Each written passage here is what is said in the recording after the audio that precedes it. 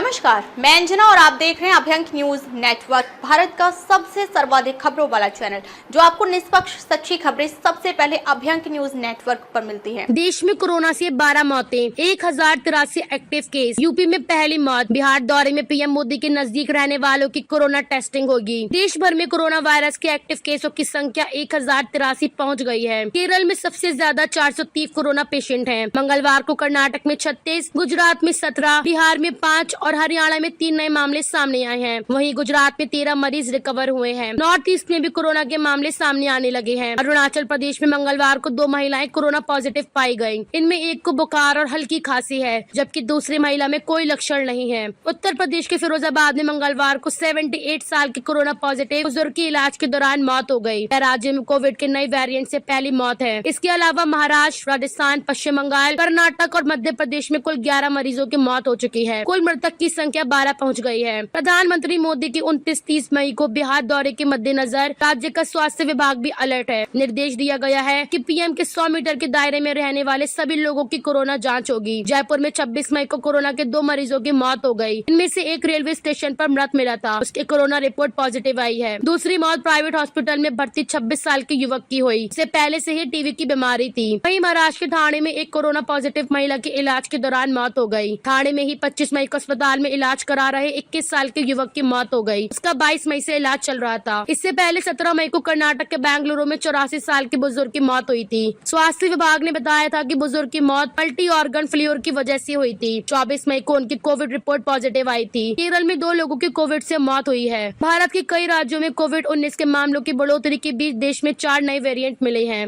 ICMR के director doctor Rajiv बहाल ने बताया कि दक्षिण और पश्चिम भारत से जिन वेरिएंट की सीक्वेंसिंग की गई है वे हैं LF.7, XFG, JN.1 और NB.1.8.1 सीरीज की हैं। बाकी जगहों से नमूने लेकर सीक्वेंसिंग की जा रही है ताकि नई वेरिएंट की जांच की जा सके। मामले बहुत गंभीर नहीं है और लोगों को चिंता नहीं करनी चाहिए, बस सतर्क रहना चाहिए। वर्ल्ड हेल्थ ऑर्गेनाइजेशन ने भी ये चिंताजनक नहीं माना है। हालांकि निगरानी में रखे गए वेरिएंट के रूप में कैटेगराइज किया गया है। चीन सहित एशिया के दूसरे देशों में कोविड के बढ़ते मामलों में यही वेरिएंट दिख रहे हैं। NB.1.8.1 के A435S, V445H और T478I जैसे स्पाइक प्रोटीन म्यूटेशन अन्य वेरिएंट की तुलना में तेजी से फैलते हैं। इन पर कोविड के खिलाफ बनी इम्यूनिटी का भी असर नहीं होता। भारत में कोविड का JN.1 वेरिएंट सबसे आम है। टेस्टिंग में आधे से ज्यादा सैंपल ये है। इसके बाद भी BA.2.1 और ओमिक्रॉन सब लाइनेज वेरिएंट के मामले भी मिलते हैं। JN.1 ओमिक्रॉन के BA.2.86 का एक स्ट्रेन है। इसे अगस्त 2023 में पहली बार देखा गया था। दिसंबर 2023 में WHO ने इसे वेरिएंट ऑफ इंटरेस्ट घोषित किया। इसमें करीब 30 म्यूटेशंस हैं जो इम्यूनिटी कमजोर करते हैं। अमेरिका के जॉन्स हॉपकिंस यूनिवर्सिटी के अनुसार JN.1 अन्य वेरिएंट की तुलना में ज्यादा आसानी से फैलता है, लेकिन यह बहुत गंभीर नहीं है। दुनिया के कई हिस्सों में यह सबसे आम वेरिएंट बना हुआ है। JN.1 वेरिएंट के लक्षण कुछ दिनों से लेकर हफ्तों तक रह सकते हैं। अगर आपके लक्षण लंबे समय तक बने रहते हैं तो हो सकता है कि आपको लंबे समय तक रहने वाला कोविड हो। यह एक ऐसी स्थिति है जिसमें कोविड-19 के कुछ लक्षण ठीक होने के बाद भी बने रहते हैं।